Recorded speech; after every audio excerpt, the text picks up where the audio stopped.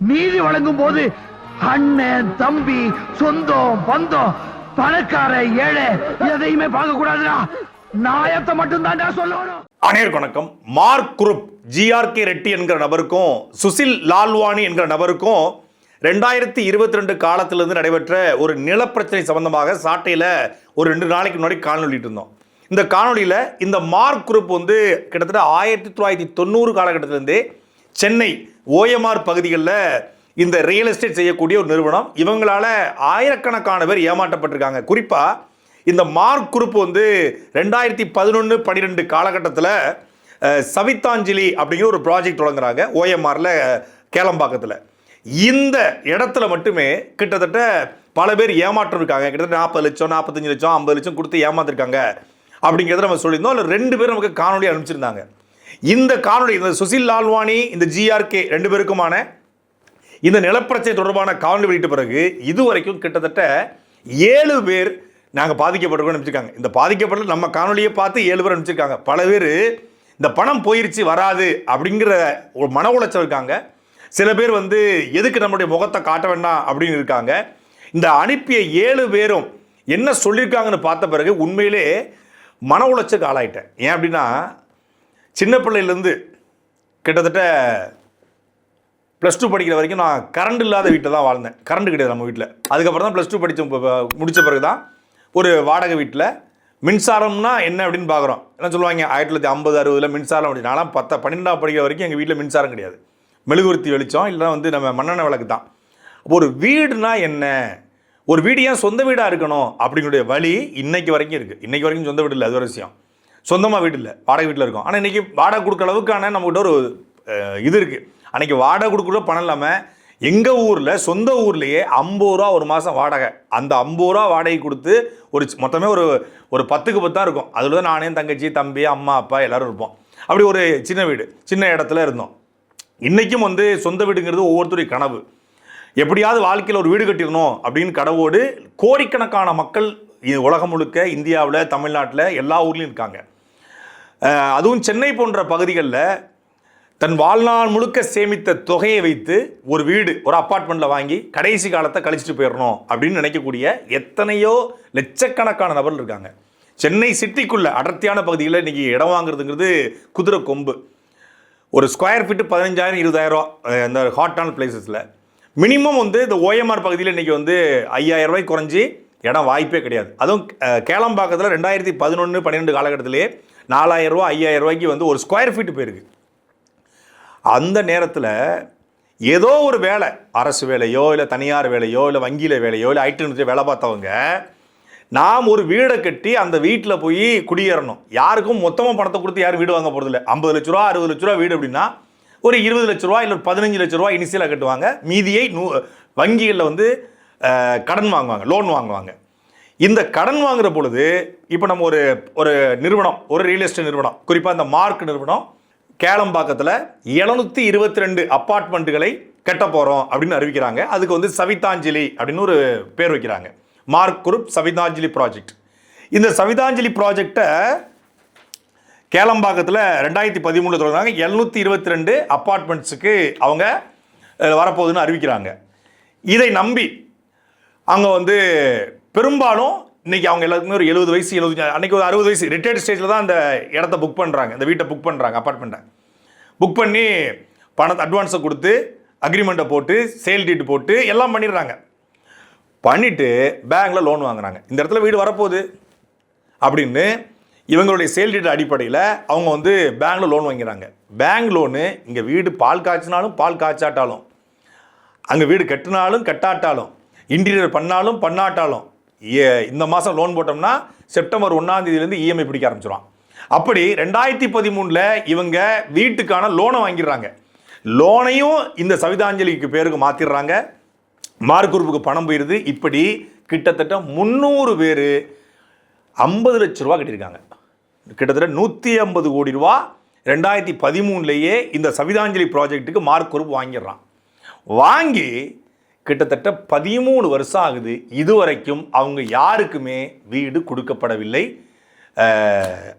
300 வரையும் ஏமாத்துறா. லதா அப்படிங்கிற ஒரு அம்மா, எப்படி வயசு ஒரு 60 வயசுக்கு மேலே தான் இருக்கும். அந்த அம்மா சொல்கிற வார்த்தையின் அடிப்படையில் தான் இந்த காணொளி பண்ணலான்னு முடிவு பண்ணேன். ஏன்னா என்ன சொல்கிறாங்க பாருங்க. Namaskaram.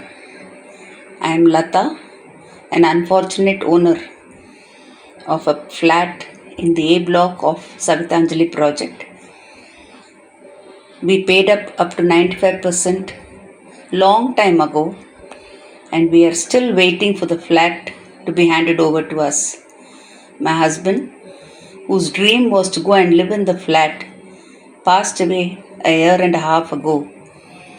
Now, with my daughter living in the US, I am left all by myself to fight for the flat to be handed over. CM sir, you are our only hope, and we pray to you to get us our flat in livable condition. தமிழக முதலமைச்சர் திரு விஜய் அவர்களுக்கு ஒரு கோரிக்கையாக வைத்து, இந்த வீட்டை 2013 ஒரு கனவாக நாங்கள் வாங்கணும்னு ஆசைப்பட்டோம். என்னுடைய கணவருடைய கனவாக இருந்துச்சு. இப்போ ஓராண்டுக்கு முன்பு என் கணவர் இறந்து போயிட்டார். இப்போ கணவர் இல்லை, மகள் வந்து யூஎஸில் வந்து செட்டில் ஆகிட்டாங்க. அவங்க யூஎஸ் போயிட்டாங்க. தனி மனுஷியாக இந்த அம்மா எப்படியும் வீடு கிடச்சிருன்னு சொல்லி 13 வருஷமாக போராடிட்டு இருக்காங்க. 13 வருஷமாக வீடு கிடைச்சிரும்னு நம்பிக்கையோடு இந்த லதா அப்படிங்கிற இந்த பெண்மணி தனி மனுஷியாக போராடிட்டு இருக்கு. இவங்க மட்டும் கிடையாது, இவங்களும் முதலமைச்சர் விஜய் அவர்களுக்கு கோரிக்கை வச்சிருக்காங்க. உஷா சேஷன் இவங்க நம்மளுடைய சாட்டை காணொலிக்கு இந்த காணொலி அனுப்பி தயவு செய்து இதை பதிவு பண்ணுங்க. எங்களுடைய குரல் தமிழக முதலமைச்சருக்கு போய் சேரணும், எங்களுக்கான நியாயம் கிடைக்கணும். இந்த மார்க் ரெட்டியை கைது பண்ணணும், மார்க் ரெட்டியை வந்து ஜிஆர்கே ரெட்டி மீது நடவடிக்கை எடுக்கணும், அதெல்லாம் கேட்கல. எங்களுக்கு எங்கள் வீடு வேணும், அவங்களுக்கு அதுதான். அவங்க என்ன சொல்றாங்க? Honorable Chief Minister C. Joseph Vijay sir, I am Usha Seshan. I, with my late mother, jointly had booked a flat with Mark Properties in their Savitanjali project on 11th March 2013. The flat was registered on 13th May 2013. We had paid a total of 44 lakhs. The registration cost was separate. The flat was expected to be delivered on 30th June 2014. Till date, we have neither received 2013 48 லட்ச ரூபா பணம் கட்டியிருக்காங்க. Late mother, அங்கே கணவர் இறந்து போயிட்டாரு, இங்கே அம்மா இறந்து போயிட்டாங்க. அம்மாவும் மகளும் சேர்ந்து அந்த வீடை புக் பண்ணுறாங்க. 2014ஆம் ஆண்டு ஜூன் மாதம் இந்த வீடை தருவதாக ஒப்பந்தம் போடப்பட்டிருக்கிறது. எல்லாம் பண்ணியாச்சு, டாக்குமெண்ட் எல்லாம் பக்காவாக இருக்குது. ஆனால் இதுவரைக்கும் வீடு வந்து சேரல. இந்த அம்மாவுக்கும் நெருக்கி 70 வயசுக்கு மேலே இருக்கும். அடுத்து இதோடு நிப்பாட்டல, இவர் சொல்றதை கேளுங்க. மதிப்பிற்குரிய தமிழக முதலமைச்சர் திரு ஜோசப் விஜய் அவர்களுக்கு வணக்கம் சார். என்னுடைய பெயர் வினோத்குமார். நான் கிட்டத்தட்ட 2012-2013 வருட வாக்கில் மார்க் சவிதாஞ்சலி இந்த ஒரு ப்ராப்பர்ட்டியில் வந்து ஒரு ஃப்ளாட் வாங்கியிருந்தேன் சார். 42 லட்சம் ரூபாய்க்கு குறையாமல் நான் அதில் இன்வெஸ்ட் பண்ணியிருந்தேன். இந்த மார்க் சவிதாஞ்சலி இந்த அப்பார்ட்மெண்ட் வந்து மார்க் ப்ராப்பர்ட்டிஸ்ன்ற கம்பெனி பில் பண்ணிட்டு இருந்தாங்க. அந்த மார்க் ப்ராப்பர்ட்டிஸ் என்ற கம்பெனி அதோட ப்ராப்ரியேட்டர் ஜிஆர்கே ரெட்டி மற்றும் அவருடைய குடும்பத்தினர் சார். இது வரைக்கும் கிட்டத்தட்ட இப்போ 2026 வருடம் வந்துருச்சு. இது வரைக்கும் ஃப்ளாட்டு கைக்கு வரல. நாங்கள் போட்ட அந்த பணமும் எங்களுக்கு கைக்கு வரல. நான் வந்து கேஸ் ஃபைல் பண்ணியிருந்தேன் கன்சியூமர் கோர்ட். இவர் கன்சியூமர் கோர்ட்டில் கேஸ் ஃபைல் பண்ணி இவருக்கு சாதகமாக தீர்ப்பு வந்து இந்த வீட்டை ஒப்படைக்கணும் இல்லைனா பணத்தை ஒப்படைக்கணும் தீர்ப்பு வந்துருச்சு. ஆனாலும் கோடப்பட்டி இந்த ரெட்டியை ஜிஆர்கே ரெட்டியை ஒன்றும் பண்ண முடியல. அந்தளவுக்கு ரெட்டி தொழிலில் பெரிய கெட்டியா அப்படின்னா பெரிய கெட்டிலாம் கிடையாது. கிட்டத்தட்ட 300 வழக்குகள் இருக்குது ரெட்டி மேலே. இடி அமலாக்கத்துறை வழக்கு இருக்குது, வருமான வரித்துறை வழக்கு இருக்குது, ரெரா வழக்கு இருக்குது. இவ்வளவு வழக்குகள் இருந்தோம் ரெட்டியை தொட முடியலை. ஏன் தொட முடியல அது அப்புறம் பார்க்கலாம். இதோட நிப்பாட்டு தான் இப்போ அடுத்தவர். சார் வணக்கம் சார், என் பேர் Rajesh. CM sir, mister Joseph Vijay, நான் வந்து மார்க் சவிதாஞ்சலின்னு ஒரு ஃப்ளாட்டு காரப்பாக்கத்தில் வாங்கியிருந்தேன் சார். 2013 வாங்கினேன் சார். இது வரைக்கும் அந்த ஃப்ளாட் எனக்கு கொடுக்கவே இல்லை சார். 41 லட்சம் அவங்களுக்கு ஏற்கனவே பேமெண்ட். இவர் 41 லட்சம் இறந்துருக்காரு. அதுக்கு அடுத்தல மாண்புமிகு முதலமைச்சர் திரு ஜோசப் விஜய் அவர்களே, என் பேர் விஸ்வநாதன் பாபு. நான் சென்னையில் வசிக்கிறேன். நான் மட்டும் இல்லை, நியர்லி ஒரு 300 குடும்பங்கள் இப்போ ஒரு மார்க் ப்ராப்பர்ட்டி அப்படிங்கிற ஒரு கம்பெனி ஜிஆர்கே ரெட்டிங்கிற ஓனர் எங்களுக்கு ஃப்ளாட்டு கிடைக்கும்னு நம்பி 2011ஆம் ஆண்டு 48 லட்சம் நான் கட்டினேன். நான் கட்டினது மட்டும் இல்லை, அந்த அந்த பேங்க்லேருந்து லோன் வாங்கி அதை கட்ட வேண்டியதாக போச்சு. பேங்க் லோனுக்கு நாங்கள் வட்டியும் கட்டியிருந்தோம். ஒரு பக்கம் லோன் வட்டி, ஒரு பக்கம் வீடும் கிடைக்கல. ஏன்னா பேங்க் லோன் நாங்கள் வட்டி கட்டாமல் இருக்க முடியாது. ஏன்னா பேங்க்குக்கும் அதுக்கும் சம்மந்தம் கிடையாது. நாங்கள் தான் வட்டி ஆகும். இன்னைக்கு 13 வருஷம் கழிச்சோம், எங்களுக்கு வீடும் கிடைக்கல, பணமும் கிடைக்கல. நாங்கள் நடுத்தர குடும்பத்தை சேர்ந்துருக்கோம். இதுதான் இதில் மிக முக்கியமான என்னன்னா, வீடு கிடைக்கல, கெட்டின பணமும் போயிடுச்சு, ஆனால் லோன் கட்டிட்டு இருக்காங்க. அது எவ்வளோ பெரிய கொடுமை பாருங்க. அதாவது வாங்காத காருக்கு இஎம்ஐ கட்டுவது போல வசிக்காத வீட்டுக்கு இவங்க இன்னைக்கு வந்து கடன் கட்டிட்டு இருக்காங்க. வீடு வருமா வராதா வாய்ப்பே இல்லை, தெரியல. தமிழக அரசு நடவடிக்கை எடுத்தால் தான் தெரியும் அடுத்த கட்டம். ஆனால் குடியிருக்காத வீட்டுக்கு, இவங்களுக்கு ஒப்படைக்கப்படாத வீட்டுக்கு இவங்க பேங்க்ல லோன் கட்டியிருக்காங்க. பேங்க்ல லோன் தர முடியாது அப்படின்னு ஒருவேளை சொன்னா பேங்க் வந்து வீடை சீஸ் பண்ண முடியாது, ஏன்னா வீடே இல்லை. ஆனால் இவங்களுக்கு என்ன ஆகும்? வீட்டு வாசல் வந்து நிற்பான், டார்ச்சர் பண்ணுவான், இவன் வீட்டில் இருக்கிற காரை தூக்கிட்டு போவான், பேங்கை சீஸ் பண்ணுவான், அக்கௌண்ட்டை சீஸ் பண்ணுவான், அக்கௌண்ட்டில் வந்து ஹோல்ட் பண்ணுவான், பணம் டிரான்சாக்ஷன் பண்ண முடியாது, எதுவும் பண்ண முடியாது. இவங்க இப்போ இருக்கிற வீட்டில் வந்து டார்ச்சர் பண்ணுவான். நிம்மதியாக வாழணும் என்பதற்காகத்தான் இவங்க லோன் போடுறாங்க. இப்போ லோனை கட்ட முடியாதுன்னு சொல்லி மறுத்தரலாம். ஐயோ நான் வீடே வாங்கின, நான் ஏன் லோன் கட்டணும் அப்படின்னு சொல்லி இப்போ வீட்டு வந்து வீடு தானே வீடு சீஸ் பண்ணுவான், பண்ண முடியாது. ஆனால் இப்போ வங்கிகளுக்கு பயந்து போய், ஏன்னா வங்கி இப்போ கலெக்ஷன் ஏஜென்ட்டை கொடுத்துருவாங்க. வாங்குற லோன் வந்து லோன் டீமில் இருக்கும். நம்ம இப்போ கட்டுறது கலெக்ஷன் டீம். கலெக்ஷன் டீமில் வந்து குண்டாசை கொண்டு போட்டுருவான். குண்டாசை போட்டு வீட்டு வாசல் தினமும் காலைல 9:50 வந்து நின்றுட்டு இருப்பானுங்க. வேலைக்கு போக முடியாது, வெளியே முடியாது. இப்பவும் ஏதோ ஒரு இடத்துல வாடகைக்கு இங்கே குடியிருக்க வாய்ப்பு இருக்குது. வாடகை குடிக்கிற அப்பார்ட்மெண்ட்டில் வந்து லோன் டீம் வந்து நின்றுக்கிட்டு, சார் இப்போ இந்த கோமாளி படத்தில் கேட்பான்ல, அசிங்க சீமா பேசுவான்ல, அது மாதிரி வந்து பேசினா தன்மானத்திற்கு பயந்து சுயமரியாதைக்காக இவங்க வேறு வழி இல்லாமல் குடியிருக்காத வீட்டிற்கு, தங்களுக்கு ஒப்படைக்கப்படாத வீட்டுக்கு இன்னைக்கு வரைக்கும் இஎம்ஐ கட்டி கொண்டிருக்கிறது கிட்டத்தட்ட 300 குடும்பம். ஆனால் 300 குடும்பம் புகார் கொடுத்துருக்கா? புகார் கொடுத்துருக்கு. 300 குடும்பமும் புகார் கொடுத்துருக்கு. 300 வழக்கா மாறி இருக்கு, 300 நீதிமன்றத்துக்கு ஏறி இருக்கு. ஆனால் நீதிமன்ற உத்தரவுகள் பிறப்பிக்கப்பட்டும் இந்த மார்க் ரெட்டி, ஜிஆர்கே ரெட்டியை ஒன்றும் செய்ய முடியல. சரி, இங்கே மட்டும்தானா? அப்படி இல்லை. சொர்ணபூமி அப்படின்ற ஒரு ப்ராஜெக்ட் 2012-13 செய்யூர் காஞ்சிபுரத்தில் போடுறாரு. கிட்டத்தட்ட 7200 ஹோம்ஸ் அது வந்து கிளைம் பண்ணுறாங்க. 7200 வீடுகள் கட்டுறதுக்காக பிளான் பண்ணுறாங்க. 450 தான் அதில் டெலிவரி செய்யப்பட்டிருக்கு. கிட்டத்தட்ட 2000க்கும் மேற்பட்ட குடும்பங்கள் இதில் அஃபெக்ட் ஆகுறாங்க. இது வரைக்கும் அவங்களுக்கு ஆளுக்கு 35 லட்ச ரூபா ஆவரேஜ். 2000 குடும்பம் 35 லட்ச ரூபா கணக்கு பண்ணிக்கோங்க, எத்தனை 1000 கோடி அதில் வந்து ஏமாத்துறாரு. திருப்பி சவிதாஞ்சலி கேளம்பாக்கம் கிட்டத்தட்ட 722 அப்பார்ட்மெண்ட்டு, ஒரு குடும்பத்திற்கு 150 கோடி, 300 கோடி ரூபா, மொத்தம் 150 கோடி, கிட்டத்தட்ட 300 குடும்பங்கள். அதேபோல் பிருந்தாவன், இது வந்து பொந்தூர் வில்லேஜ், ஸ்ரீபெரும்புதூர், காஞ்சிபுரம், இது 2013 1848 அப்பார்ட்மெண்ட், எல்லாமே பெரிய பெரிய இதாக கட்டுறாரு. 600 பையர்ஸ் இதில் கிட்டத்தட்ட அமௌண்ட் பே பண்ணுறாங்க. கிட்டத்தட்ட 50-60% வந்து அமௌண்ட் ப்ளே பண்ணுறாங்க. இதுவும் கிளியரன்ஸ் கிடைக்காம அப்படியே ஒர்க்கு வந்து 2016 நிறுத்தப்படுது. திருப்பி செய்யூரில் இன்னொரு ப்ராஜெக்ட், அது சொர்ணபூமி அப்படிங்கிற பேர்லேயே ஆரம்பிக்கப்படுது. 4000 அப்பார்ட்மெண்ட் அறிவிக்கிறாங்க. இதுக்கும் வந்து ஃபவுண்டேஷன் ஸ்டார்ட் பண்ணல, எதுவும் பண்ணல, அட்வான்ஸை மட்டும் வாங்குறாரு, வாங்கிட்டு ஸ்டாப் பண்ணிடுறாரு. திருப்பி ஆயுஷ் சொர்ணபூமியோட இன்னொரு டிவிஷன், இதுவும் செய்யூரில் 1300 அப்பார்ட்மெண்ட்ஸ் அறிவிக்கிறாரு. இதுக்கும் அட்வான்ஸ் வாங்குறாரு, இதுவும் அப்படியே ஸ்டாப் ஆகுது. திருப்பி மகா உற்சவ், இதுவும் செய்யூரில் 1301 அப்பார்ட்மெண்ட்டு பில்லர் மட்டும் கட்டுறாரு, ஸ்டார்ட் பண்ணுறாரு, இதுக்கும் அட்வான்ஸ் வாங்குறாரு, அதுவும் அப்படியே கிடப்பில் போடப்படுது. இப்படி கிட்டத்தட்ட இது வரைக்கும், அதாவது நம்ம பேசிக்கிட்டு இருக்க இந்த நேரம் வரைக்கும் இது வரைக்கும் 20,000 பையர்ஸ் இவரால் ஏமாற்றப்பட்டிருக்காங்க. 20,000 பேர் ஒன்லி சென்னையில் மட்டும், குறிப்பாக இந்த ஓஎம்ஆர், ஈசிஆர், கேளம்பாக்கம், செய்யூர் இந்த பகுதியில் மட்டும் 20,000 பேரை ஒருத்தன் ஏமாத்திருக்கானா அவன் எவ்வளோ பெரிய ஆளாக இருப்பான்னு சொல்லி நம்ம கற்பனை பண்ணிக்கலாம். சும்மா கூகுளில் நான் வந்து ஜிஆர்கே மார்க் ரெட்டின்னு போட்டால் ஒரு ப்ராஜெக்டோட சைட்டு ஓப்பன் ஆகலாம், இல்லை அந்த எவ்வளோ ப்ராஜெக்ட் பண்ணியிருக்காங்க அப்படின்னு ஓப்பன் ஆகலாம், இது ஏதோ கேஸ் ஓப்பன் ஆகலாம். மார்க் சவிதாஞ்சலி விக்டிம்ஸ்னு ஓப்பன் ஆகுது. எனக்கு தெரிஞ்சு இப்படி வந்து எந்த ஒரு ஆருத்ரா கூட ஆருத்ரா விக்டிம்ஸு, ஹிஜாவு விக்டிம்ஸு அப்படிலாம் எம்எல்எம் கம்பெனிஸ் நிறைய கம்பெனிஸ் ஏமாத்திருக்காங்க. அப்படி விக்டிம்ஸ்னு சொல்லி அவங்க தனியாக ஒரு ஃபேஸ்புக் பேஜ் உருவாக்கி எப்படியெல்லாம் பாதிக்கப்பட்டுன்னு சொல்லி மனக்குமுறையில் அதில் கூட்டிகிட்டு இருக்காங்க. கிட்டத்தட்ட இந்த டோட்டல் பையர்ஸ் 20,000 பேர் வச்சுக்கோங்க. அதில் 3 ப்ராஜெக்ட், சொர்ணபூமி, பிருந்தாவன், சவிதாஞ்சலி, இதில் மட்டும் 4000 பேர். டோட்டல் அமௌண்ட் 700 கோடி ரூபா இந்த இவங்க வந்து எஸ்டிமேட்டாக இது பண்ணது. சவிதாஞ்சலி அலோன் 113 கோடி, டோட்டலாக இது வரைக்கும் அவர் ஏமாத்திருக்கிறது வந்து 8,000 10,000 கோடி ரூபாய்க்கு மேலே ஏமாத்திருக்கலாம் என்று இந்த மார்க் சவிதாஞ்சலி விக்டிம்ஸ்னு போட்டிருக்காங்க இல்லையா, மார்க் சவிதாஞ்சலி விக்டிம்ஸ், இந்த பேஜில் போனாலே அந்த அவங்க எழுதுனது போலீஸ் கம்ப்ளைண்ட் மட்டும் இது வரைக்கும் கிட்டத்தட்ட 1000 கம்ப்ளைண்ட்டு, அதில் 400 கம்ப்ளைண்ட் வந்து எஃப்ஐஆராக பதிவு செய்யப்பட்டிருக்கிறது. ஃபேஸ்புக்கில் GRK victims, change.org petition to CM Tamil Nadu CMK கிட்டத்தட்ட பல 100 பெட்டிஷன் இது மேலே போயிருக்கு. சரி, இதோட இவர் நிப்பாட்டிருக்காரா அப்படின்னு பார்த்தீங்கன்னா இல்லை.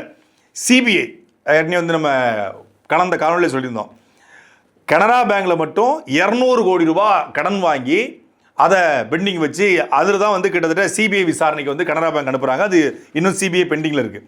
அதே போல் காரைக்கால் போர்ட் கட்டதா சொல்லி 2,400 கோடி ரூபா பேங்க்கில் வந்து கடன் வாங்குறாரு. அதுக்கப்புறம் இன்றைக்கி வந்து அதானிட்டு ஒப்படைக்கப்பட்டு 2,400 கோடி ரூபா அதில் அவர் ஏமாற்றிருக்காரு. அப்புறம் பார்த்தீங்கன்னா ஐசிஐசிஐ பேங்கு, அப்புறம் Dena bank, L N T finance, Ahmedabad bank, state bank of Hyderabad, south Indian bank, state bank of Mauritius, standard chartered bank, SREI equipment finance, அப்புறம் வந்து Shriram chit union finance, Pegasus assets company, blue stone infrastructure India, இதெல்லாம் வந்து private agency. இது மாதிரி கிட்டத்தட்ட 13க்கும் மேற்பட்ட finance நிறுவனங்களில், அப்புறம் வந்து வங்கிகளில் கடன் வாங்கி கொண்டு ஏமாற்றிருக்காரு, கடன் கட்டாமல். அப்புறம் கிட்டத்தட்ட ஈடி ரெய்டு இந்த வழக்கின் தொடர்பாக சட்டவிரோத பணம் பயன்பாடு நடந்திருக்குது அப்படிங்கிறத ஈடி ரெய்டு 2025 செப்டம்பர் மாதம் அவருக்கு நடத்தப்படுது. இதோட மிக முக்கியமாக இது எல்லாமே ஆன்லைனில் இருக்கக்கூடிய டேட்டாஸ் தான். இந்த மாதிரி எங்களை பணம் வாங்கிக்கிட்டு ஏமாத்திட்டாரு இந்த மார்க் ஜிஆர்கே ரெட்டின்னு சொல்லி சென்னை ஹைகோர்ட்டில் மட்டும் பதிவான வழக்குகள் 137 கேஸ். ஒரு 4 கேஸ் 5 கேஸ் இருந்தால் கூட சரி, அது ஏதாவது ஒருத்தன் 1-2 பேர் போட்டிருக்கலாம், ஆர்வ கொலரில் போட்டிருக்கலாம், இல்லை ஏமாத்திருக்கா போட்டிருக்கலாம், இல்லை பணம் கேட்டு மிரட்டி போட்டிருக்கலாம், சில பேர் மோட்டர் பெட்டிஷன் போடுவான், இல்லை வந்து சில வழக்கறிஞர் போடுவான், சில பேர் பணத்தை கட்டிட்டு எக்ஸ்ட்ரா காசு வாங்குறதுக்காக பெரிய தொழிலதிபர்களை மிரட்டி போடுவான். 137 பேராக போடுவான். 400 பேர் கேஸ் கொடுத்துருக்காங்க. எஃப்ஐஆராக போனது 137. அதில் வந்து மார்க் விசஸ் விடன் டிபார்ட்மெண்டல், மார்க் லிமிடெட் விசஸ் செட்ரன்ஸ் shipping limited, Marg versus state representative of Tamil Nadu, Marg industries with state of Tamil Nadu, இந்த ஹெச்சிண்டா இன்ஃபோடெக் விசஸ் மார்க், சிண்டா infotech versus Marg limited, Tamil Nadu road development versus Marg, Tamil Nadu அரசும் போட்டிருக்கு, தனிநபர்கள் போட்ட வழக்கு இருக்குது. இதில் 130 கேஸு. அப்புறம் வந்து கல்கத்தா ஹைகோர்ட்டில் மட்டும் கிட்டத்தட்ட 47 வழக்குகள் இருக்குது இவர் மேலே. அங்கேயும் வந்து ரியல் எஸ்டேட் வியாபாரம். சிட்டி சிவில் கோர்ட்டு சென்னையில், அதில் கிட்டத்தட்ட 40 கேஸு. அப்புறம் எம்எம் கோர்ட் எக்மோர் கோர்ட்டில் வந்து லேபர் கோர்ட்டில் கிட்டத்தட்ட 18 கேஸு, 18 வழக்குகள் அவர் இதே மார்க் குரூப் மேலே. ஹைகோர்ட் ஆஃப் ஆந்திர பிரதேஷ் அங்கே ஒரு 6 கேஸு, சுப்ரீம் கோர்ட்டு அங்கே ஒரு 5 கேஸு, இன்கம் டேக்ஸ் அதில் ஒரு 3 வழக்குகள் இருக்குது. இப்படி தலைவனுக்கு வந்து Chennai Egmore court, high court, supreme court, அப்புறம் ஹைதராபாத் கோர்ட்டு, அப்புறம் ஆந்திரா கோர்ட்டுன்னு வழக்கு இல்லாத இடமே கிடையாது. நெருக்கி 400 வழக்குகளுக்கு மேலே நிலுவையில் இருக்கிறது. அமலாக்கத்துறை, வருமான வரித்துறை நெருக்கடி இருக்கிறது. ஆனாலும் இன்னைக்கும் இந்த நிறுவனம் பல்வேறு புதிய ப்ராஜெக்டுகளை அறிவித்து கொண்டு எப்படியாவது இது ஒரு கிட்டத்தட்ட ஒரு ஆன்லைன் ரியல் எஸ்டேட் ஸ்கேம்னு சொல்லலாம். ஒரு ஸ்கேம் தான் இது வந்து. இப்போ கூட வந்து இந்த கிரிப்டோ கரன்சி அப்படிலாம் சொல்லி கிட்டத்தட்ட தமிழ்நாடு முழுக்க 717 பேரை கைது பண்ணாங்க. உண்மையிலே வந்து அது பாராட்டுக்குரியது, வரவேற்கத்தக்கது. நம்ம அது குறித்து தொடர்ச்சியாக பேசிக்கிட்டு இருந்தோம். தேர்தலுக்கு முன்னாடி தொடர்ச்சியாக தமிழ்நாடு முழுக்க இந்த மாதிரி ரிசர்வ் பேங்கில் லோன் வாங்கி தரேன், வெளிநாட்டில் வந்து பணம் வருது அப்படிலாம் சொல்லி பல பேரை மிரட்டி பணம் பறிச்சாங்க. அந்த கும்பல்களில் பல பேர் கைது செய்யப்பட்டிருக்காங்க. அதுபோல் இந்த மார்க் குரூப் வந்து 20,000 குடும்பங்களை ஏமாற்றி இருக்கிறது. 20,000 குடும்பங்களை ஏமாற்றம் பண்ணுறது. இது எங்கேருந்து தொடங்குது அப்படின்னா, இவங்கெல்லாம் எப்படி வெளியே வர்றாங்க அப்படின்னா, இந்த சுசில் லால்வானி அவருடைய வழக்கு குறித்து நம்ம பேசும்போது தான் இவங்கெல்லாம் வந்து ஒரு தைரியம் கிடைச்சி வெளியே வராங்க. 2019 காலகட்டத்தில் இந்த மார்க் ஜிஆர்கே ரெட்டி வந்து சென்னை ஓஎம்ஆர் சாலையில் வந்து ஒரு இடத்த வாங்குறாரு. இந்த இடத்த வாங்கி ஸ்டாண்டர்ட் சார்ட்டர்ட் பேங்கில் வந்து கடன் வாங்குறாரு. கடனை கட்ட முடியல. பேங்க் வந்து ஏலம் விடுறாங்க. ஏலம் விடும்போது அங்கே சுசில் லால்வானி அப்படிங்கிற ஒரு தொழிலதிபர் அவர் வந்து பேங்கில் ஏலம் விட்ட அந்த இடத்த அவர் வாங்கலாம் அப்படின்னு முயற்சி பண்ணும்போது இது யார் வாங்குறாரு அப்படிங்கிறத இந்த வங்கி மூலியமாக இந்த ஜிஆர்கே ரெட்டி தெரிஞ்சுக்கிட்டு நேராக சுசில் லால்வானியை வந்து அந்த பிஸ்னஸ் மேனை போய் அப்ரோச் பண்ணுறாரு. அப்ரோச் பண்ணும்போது நீங்கள் என்கிட்ட நேரடியாக வாங்கிக்கோங்க, வங்கியில் வாங்குறதுக்கு பதிலாக எனக்கு கொஞ்சம் இதாக இருக்குன்னு சொல்லி பேசி கன்வின்ஸ் பண்ணார். யாராக இருந்தாலும் ரியல் எஸ்டேட் அதிபர்கள் வந்து பேசியே தானே அவங்க தொழில் பண்ணுறாங்க, பேசியே வந்து கன்வின்ஸ் பண்ணுறாரு. சரி ஒரு ரியல் எஸ்டேட் பண்ணியிருக்காரு, இப்போது அவர் வந்து ஒரு கஷ்டத்தில் இருக்கார் போல் அப்படின்னு நினச்சி சரி ஹெல்ப் பண்ணலாம், நம்ம வங்கியில் போய் வாங்குறதுக்கு போல அவர்கிட்டயே வாங்கிடுவோம், அவரோட லேண்டு தானே அப்படின்னு சொல்லி அவங்க முடிவு பண்ணுறாங்க. வாங்கி கிட்டத்தட்ட 52 கோடி ரூபாய்க்கு இந்த இடத்தை வாங்க முடிவு பண்ணி லீகலாக எல்லா டாக்குமெண்ட்ஸை போட்டு அவங்க வந்து இவர்கிட்ட பணத்தை கட்டுறாங்க. இவர் வங்கிக்கு கட்டணும். இது எல்லாம் முடிஞ்சிருது, வங்கிக்கு பணம் கட்டப்படுது, எல்லாம் முடிஞ்சிருது. பணம் அந்த பேச்சுவார்த்தை நடக்கும்போது என்ன சொல்கிறாங்கன்னா 2022 தான் இது வந்து நடக்குது. அப்போ ஒரு வாய்மொழியாக இந்த ஜிஆர்கே ரெட்டி கேட்டிருக்காரு, இந்த இடத்த நீங்கள் வாங்குற பொழுது எனக்கு ஒரு உதவி செய்யணும். என்னென்னா, எப்படி நீங்கள் 10 மாடிக்கு மேலே கட்ட போகிறீங்க, 10 நிறுவனங்களுக்கு மேலே வச்சுருக்கீங்க, அந்த இன்டீரியரை எனக்கு நீங்கள் கொடுக்கணும், இன்டீரியர் ஒப்பந்தத்தை, இன்டீரியர் கான்ட்ராக்டர்னு கேட்குறாங்க. நம்ம ஏற்கனவே சாட்டையில் பேசியிருந்தோம். அதாவது அவர் ஜிஆர்கே மார்க் ரெட்டிக்கு சம்மந்தப்பட்ட ஒரு இடத்த அவங்க வாங்குறாங்க. அதில் இவங்க வந்து பெரிய பில்டிங் கட்டி இவங்க வாடகை விட போகிறாங்க. அப்போ அதில் உள்ள இன்டீரியருக்கு சரி நாங்கள் தர்றோம், நீங்கள் ரேட்டை கோட் பண்ணுங்கள். ஒருவேளை நாங்கள் கொடுக்கப்படுகிற மற்ற இன்டீரியர் டெக்கரேட் பண்ணக்கூடிய நிறுவனங்களை விட உங்கள் நிறுவனத்தில் குறைவான தொகை கோட் செய்யப்பட்டா நீங்கள் அதை ஒப்பந்தங்களை கொடுத்தா உங்களுக்கு தர்றோம் அப்படின்னு சொல்கிறாங்க. இது முடிஞ்சிருது, பேச்சுவார்த்தை முடிஞ்சிருது. திடீர்னு என்ன பண்ணுறாரு, பேராசை ஒரு மனுஷனை எங்கே கொண்டு தள்ளுது பாருங்க. இடத்த 52 கோடி வித்துறாரு. அந்த நேரம் பார்த்து இவருக்கு ஏதோ ஒரு தெரிஞ்ச ஒரு நபர் மூலியமாக, தெரிஞ்ச நபர்னா என்ன, கடந்த கால ஆட்சியில் கோலோச்சிய மாப்பிள்ளையினுடைய ஆடிட்டர் சண்முகநாதன், அவர் மூலியமாக ஒரு துப்பு கிடைக்குது. என்னென்னா, ஒரு பெரிய ஹாஸ்பிட்டலு 100 கோடி ரூபாய் தரேன்னு சொல்கிறாங்க உன் இடத்துக்கு அப்படின்னு சொல்லி ஒரு துப்பு கிடைக்குது. இந்த இடத்த விற்றதை இவர் யார்ட்டையும் சொல்லலை, இடத்த விற்றாச்சு. ஆனால் இந்த இடம் ஏன் இடம்னு சொன்னாதானே ஊருக்குள்ளே வந்து பெருமையாக இருக்கும், இது முக்கியமான ஒரு இடம் அது. அப்படிங்கும்போது அப்போ இந்த ஹாஸ்பிட்டலில் அப்ரோச் பண்ணுறாங்க. ஹாஸ்பிட்டல் 100 கோடினோடனே ஏற்கனவே 52 கோடி தான் கொடுத்துருக்காங்க, 100 கோடி வருது. கப்பலில் பொண்ணு வருதுன்னு எனக்கு ஒன்று எங்கள் அப்பனுக்கு கொண்டு வந்தாங்கல்ல, அந்த கதையா 100 கோடினோடனே மண்டைக்குள்ளே வந்து டோப்பமைன் சுரந்துருது. சரி, பொண்ணு இவங்கள போய் டார்ச்சர் பண்ணுறாப்புல, நீங்கள் வந்து இது பண்ண வைக்கணும். இவங்க சார் இடத்த விற்றுட்டீங்க, இதுக்கப்புறம் என்ன பண்ணணும்னா, சரி இவங்க எப்படி காரியம் வைக்கிறது, இவங்கள இடத்த விற்று டாக்குமெண்ட் போட்டாச்சு, பேங்குக்கும் போயிடுச்சு, பேங்க்லேருந்து அவங்க டாக்குமெண்ட் எடுத்தாங்க, அவங்க பேருக்கு கம்ப்ளீட்டாக ஒரு 10 நிறுவனங்கள் பேரில் அவங்க கம்ப்ளீட்டாக பக்கா லீகலாக இருக்காங்க, பக்கா டாக்குமெண்ட் இருக்குது. இவர் என்ன பண்ணுறாரு, போலியாக ஒரு டாக்குமெண்ட்டை போகிறார். என்ன டாக்குமெண்ட்டு, 36 கோடி ரூபாய்க்கு இன்டீரியர் கான்ட்ராக்ட் கொடுப்பதாக என்ன சொன்னாங்கன்னு ஏமாற்றிட்டாங்க சார். அவன் வண்டியில் வந்துட்டு தான் சார், நீ அடிச்சல தான் சார் ஏரில் பறந்து போகிறான் பாருல வடிவேலு. ஐயோ நான் பிள்ளை வரதை பார்த்து நான் 10:30 முன்னாடி வண்டி நிப்பாட்டேன் யாரு மேலே, நீ அடிச்சதுனால ஏரில் அவன் பறந்து போகிறத பார்த்தா பதறி போய் ஓடி வந்துட்டு இருக்கோம். அப்படி அந்த மாதிரி கரெக்டாக கருப்புசாமி குத்தகைதாரருடைய கொஞ்சம் மாடர்ன் வெர்ஷன் இந்த ஜிஆர்கே ரெட்டின்னு சொல்லலாம். அப்போது போய் கேட்டோடனே நாங்கள் எப்போயா உனக்கு இன்டீரியர் கான்ட்ராக்ட் தரேன்னு சொல்லி சைன் போட்டோம், சைனே போடல. அந்த டாக்குமெண்ட்டில் மார்க் ரெட்டி மட்டும் சைன் போட்டிருக்காரு, ஆப்போசிட்டில் சுசில் லால்வானி சைனே இல்லை. குறிப்பாக தாம்பரம் பகுதியில் மட்டுமே இந்த சுசில் லால்வானி மீது 3 எஃப்ஐஆர் போடப்படுது. எப்படி போடப்பட்டுச்சு, ஏன் 3, அதாவது உண்மையிலே யார் மேலே எஃப்ஐஆர் போட்டுக்கணும்னா ஜிஆர்கே மார்க் ரெட்டி மேலே எஃப்ஐஆர் போட்டுக்கணும். இடத்த விற்றுட்டு அந்த இடத்த ஆட்டைய போடுறதுக்கு அவர் வந்து பல்வேறு வகையில் திட்டமிடுறாரு. அதே நேரத்தில் கிட்டத்தட்ட பல 100 குடும்பங்களை ஏமாற்றிருக்காரு. எந்த ப்ராஜெக்டும் முழுசாக முடியல, பணத்தை வாங்கிட்டு இன்றைக்கி வரைக்கும் வங்கியில் லோன் கட்டிட்டு இருக்காங்க. ஆனால் இவர் ஏதோ ஒரு வகையில் காவல்துறைக்கு ரொம்ப இணக்கமாக இருந்து இவருடைய இன்ஃப்ளூயன்ஸை பயன்படுத்தி, குறிப்பாக முன்னாள் ஆட்சியினுடைய எல்லாமாக இருந்த மாப்பிள்ளை சாருடைய ஆடிட்டர் சண்முகநாதனுடைய பெயரை பயன்படுத்தி, மாப்பிள்ளை சாருடைய பெயரை பயன்படுத்தி இந்த காரியத்தை சாதித்து சுசில் லால்வானி மீது 3 எஃப்ஐஆர் போடப்படுது. இதில் என்ன கொடுமைன்னா, அந்த அதிகாரி டிரான்ஸ்ஃபர் செய்யப்பட்ட உடனே அந்த 3 எஃப்ஐஆர்களுக்கும் எந்த விதமான ஆதாரம் இல்லை, இது போலியான எஃப்ஐஆர்கள் என்று அந்த எஃப்ஐஆர் ஸ்டேஷனில் வைத்து ரத்து செய்யப்படுகிறது. அப்போ ரத்து செய்யப்பட்டுள்ள போலியாக எஃப்ஐஆர் போடப்பட்ட இன்ஸ்பெக்டர் 10 நாட்கள் விடுப்பில் அனுப்பப்படுகிறார். அந்த இன்ஸ்பெக்டர் வச்சு எஃப்ஐஆர் போடுறாங்க. சுசில் லால்வானி வந்து உயர்நீதிமன்றத்தை நாடுறாரு, நீதிமன்றத்தில் தீர்ப்பு கிடைக்குது. 5/3/2020 ஒரு தீர்ப்பு கிடைக்குது. அந்த தீர்ப்பில் வந்து பொசிஷன் யார்ட்ட இருக்கு, சுசில் லால்வான்ட்ட இருக்கு. அப்போ அவருக்கு தான் அந்த லேண்டு, பொசிஷன் அவர்கிட்ட தான் இருக்கு அப்படின்னு சொல்லி ஒரு தீர்ப்பு வந்துடுது. தீர்ப்பு வந்து 2வது நாள் 7/3/2025 என்ன பண்ணுறாரு, 80க்கும் மேற்பட்ட குண்டர்களை இந்த மார்க் ஜிஆர் ரெட்டி பணத்தை கொடுத்து அனுப்புறாரு. இவர் போய் ஆட்களை மிரட்டி எடுக்கிறதுக்கு. அப்படி எடுக்கும்போது அந்த குண்டர்களை அங்கே வந்த வழக்கறிஞர்கள், இவர் ஒரு வக்கீல் டீம் அனுப்புறாரு, யார், சுசில் லால்வானி.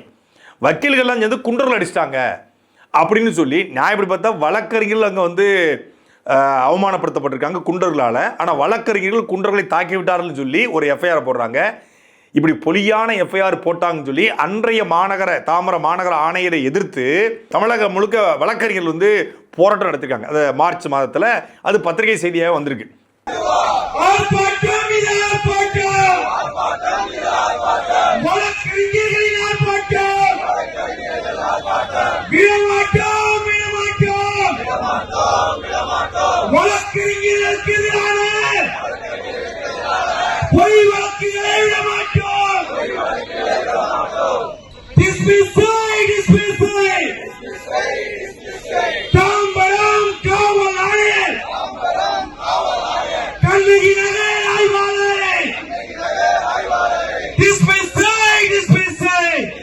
அப்போ சம்பந்தப்பட்ட அங்க போய் இன்னொருத்த இடத்துக்குள்ள புகுந்து அந்த இடத்தை அடிக்க பார்த்த, இல்லை அந்த இடத்துல கூடிய ஆட்களை மிரட்டிய, அந்த இடத்தை வந்து அபகரிக்க பார்த்த குண்டர்கள் மீது, அதாவது அடியாட்கள் மீது அரசியல் பின்னணி பல்வேறு பின்னணி இருக்கு, அவங்க மீது வழக்கு போட வேண்டிய காவல்துறை அவங்களை காப்பாற்றி மார்க்கெட்டியை காப்பாற்றிட்டு சுசில் லால்வானி அண்ட் அவர் ஆட்கள் அனுப்பிச்சாருன்னு சொல்லி அட்வொகேட்ஸ் மேலேயே வழக்கு போட்டிருக்காங்க. அப்போ இந்த வழக்கு எவ்வளவு பொய்யானது, இந்த மார்க்கெட்டுடைய அரசியல் பின்னணி செல்வாக்கு எந்த அளவுக்கு இருந்திருக்குது என்பதற்கு இந்த வழக்கு ஒரு சான்று. ஏதோ இந்த காணொலியில் நமக்கு சொன்ன அந்த 7 பேர் மட்டும் கிடையாது. சென்னையில் மட்டும் பல நூறு தொழிலதிபர்கள், பிஸ்னஸ்மேன்ஸ் இந்த ஜிஆர்கே ரெட்டியால் பாதிக்கப்பட்டிருக்காங்க. இல்லை என்ன பெரிய கொடுமைனா, ஜிஆர்கே ரெட்டி பற்றி புகார் கொடுக்கவோ, ஜிஆர்கே ரெட்டி பற்றி வெளியே சொல்லவோ பல பேர் தயங்கி கொண்டு இல்லை பயந்து கொண்டு இருக்காங்க.